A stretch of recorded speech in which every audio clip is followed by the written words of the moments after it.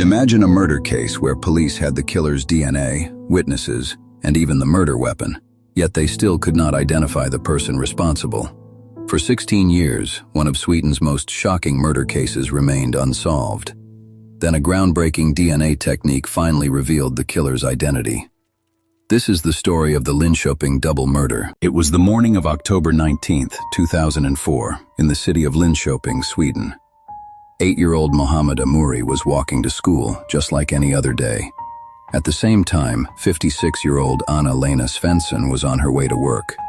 Without warning, a young man attacked Mohammed with a knife. The attack appeared completely random. There was no known connection between the victim and the attacker. When Anna-Lena Svensson witnessed what was happening, she courageously tried to intervene and help the young boy.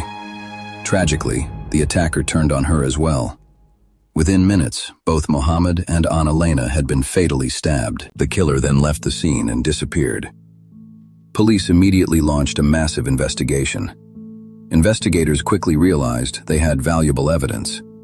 The killer had left behind DNA, and police also recovered a cap and the murder weapon, believed to be connected to the attack. Witnesses provided descriptions of the suspect, and thousands of interviews were conducted. At first, detectives believed the case would be solved quickly, but they were wrong. The DNA profile obtained from the crime scene was clear and complete. The problem was that it matched nobody in police databases. Year after year, investigators continued searching. Thousands of DNA samples were compared. Numerous suspects were investigated and eliminated. Psychological profiles were created. New forensic techniques were tested. Still, the case remained unsolved. As the years passed, the Linköping double murder became one of Sweden's most famous cold cases. The victims' families were left waiting for answers. Then, more than a decade later, a revolutionary new investigative method emerged. The technique was called forensic genetic genealogy. Instead of looking for an exact DNA match, investigators searched genealogy databases for people who shared small portions of DNA with the unknown killer. These people were not suspects. They were distant relatives. By carefully building family trees and tracing generations of relatives, investigators slowly narrowed down the possibilities. The process took months of painstaking work. Eventually, one name began to stand out: a man named Daniel Nyqvist. Unlike many previous suspects, Nyqvist had never attracted police attention during the original investigation. He had effectively lived unnoticed for 16 years. In 2020, investigators secretly obtained a fresh DNA sample from him. The result was definitive.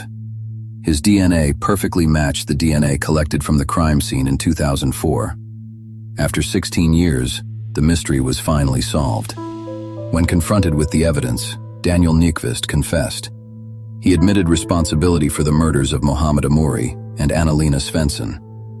Investigators found no personal connection between Nyqvist and either victim. The attacks had been random. Psychiatric evaluations later concluded that Nyqvist had been suffering from a severe mental disorder at the time of the killings. In 2020, he was convicted and ordered into indefinite forensic psychiatric care. The Linköping case became a landmark in criminal investigations. It was the first murder case in Sweden to be solved using forensic genetic genealogy, and demonstrated how advances in DNA science could solve even the coldest cases.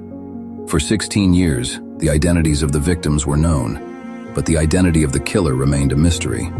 In the end, it was not a witness, a confession, or a lucky break that solved the case. It was a tiny piece of DNA and a family tree. And after 16 long years, justice finally arrived. Thanks for watching. If you enjoyed this true crime story, don't forget to like, subscribe, and turn on notifications for more real-life mysteries and criminal investigations.